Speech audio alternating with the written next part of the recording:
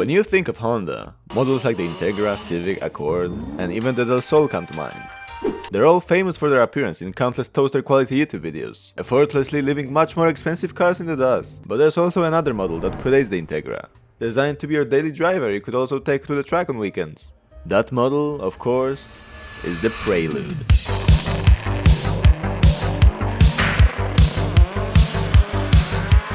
It's the year 1978, and Honda is doing pretty well exporting their Civics and Accords to foreign markets.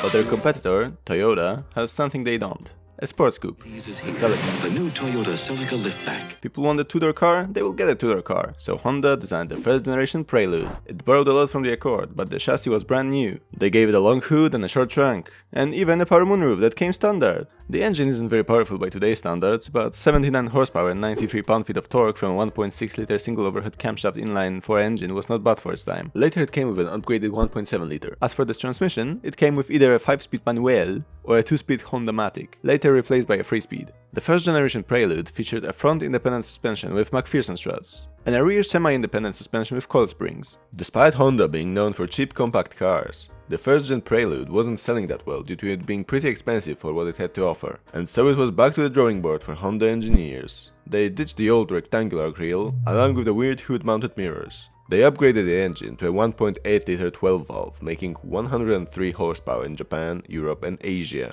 It even came with a 2-liter double overhead camshaft, taking 137 to 158 horsepower depending on the market, with either a 5-speed manual or a 4-speed automatic. They even gave it early ABS as an option. And so, the second generation Honda Prelude was born. And the most important part is, it came with pop-up headlights. The car was fairly light, weighing just over 1000 kilograms, making it handle pretty well in comparison to earlier models. It wasn't a huge success, but it sold better than the first gen. The second generation Prelude retained the front independent suspension with McPherson struts, but the rear suspension was upgraded to double wishbone design, providing improved handling and stability.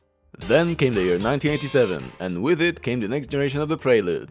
It shared a lot of styling with the upcoming at the time NSX. It also came with the world's first mechanical 4-wheel steering available in a passenger car. It gave the car great maneuverability while parking, allowing the front and back wheels to turn in opposite directions. It came with the B20 and later the B21 series engines, making around 104 to 140 horsepower. It also included pop-up headlights, like the previous generation. The third gen came, well, third at the EU Car of the Year contest in 1988.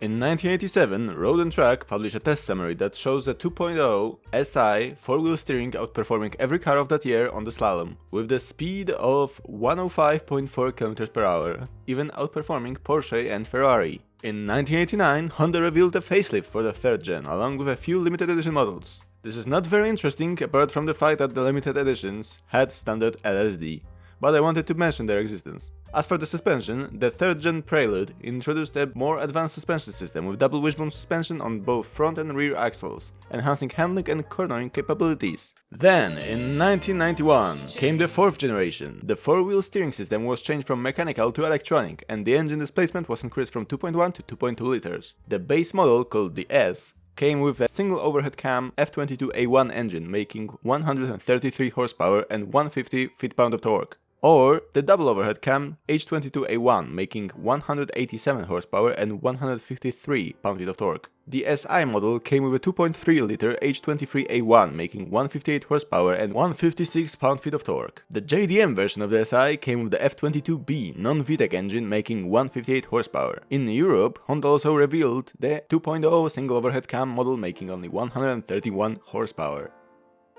Basically, they mixed and matched 4-wheel steering, 2-wheel steering, and a few different engines. Here's a nice table showing every combination that I stole from Wikipedia. The 4th generation Prelude featured a revised suspension system with improved geometry and tuning, enhancing ability and handling characteristics. This generation also marks the death of the pop-up headlights. They will be missed dearly. Fun fact, the 4th gen Prelude was used as a safety car in Formula 1 in 1994 Japanese Grand Prix. And now for the final generation as of June 2024, the Prelude 5th gen.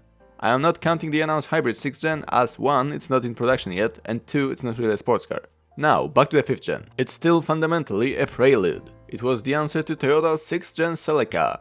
It's less rounded than a 4th gen, being more similar to the boxy 3rd gen in styling. One new thing is the tricky weight distribution, 63-37.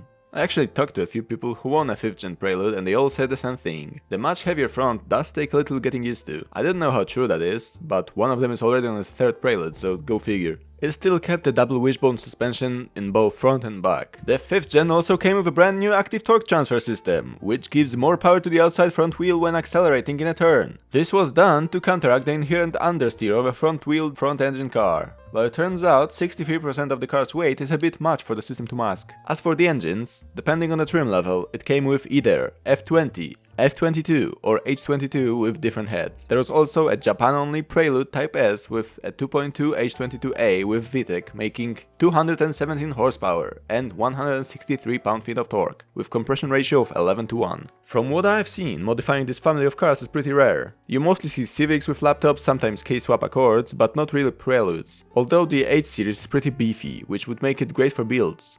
Right? Well, not really. First of all, Prelude was not very popular in comparison with the rest of Honda family. It was quite a bit more expensive and was produced in much more limited numbers. The Prelude, especially in the later generations, featured more advanced systems like the ATTS and 4-wheel steering, making it more complex to modify. The 8 series have much less advanced VTEC technology, giving it less potential than the K series. Overall, I think the Prelude would be a lot more popular if it was either 4-wheel drive or rear-wheel drive. While it is possible to swap in an all-wheel drive system, it is very complicated and expensive. In conclusion, while the Honda Prelude had a rich history of innovation and performance, its path in the aftermarket modification scene is very lackluster. Despite its advanced features, limited production numbers and higher initial cost, the Prelude remains a beloved sports car among car enthusiasts. However, its complex systems along with the less advanced VTEC technology of the 8 series engines have made extensive modifications less common. While the Prelude may not dominate the tuner scene like its Civic and Integra counterparts, its unique blend of style, sophistication and sportiness continues to captivate those who appreciate its understated charm. Often overshadowed by its more popular Honda siblings, it had a story worth telling. From its humble beginnings in 1978 to its evolution through 5 generations, the Prelude offered a blend of style and performance ahead of its time. Have you ever seen a Prelude? Or maybe you had one? Let me know in the comments below. That's all. Thanks for watching, and see you in the next one.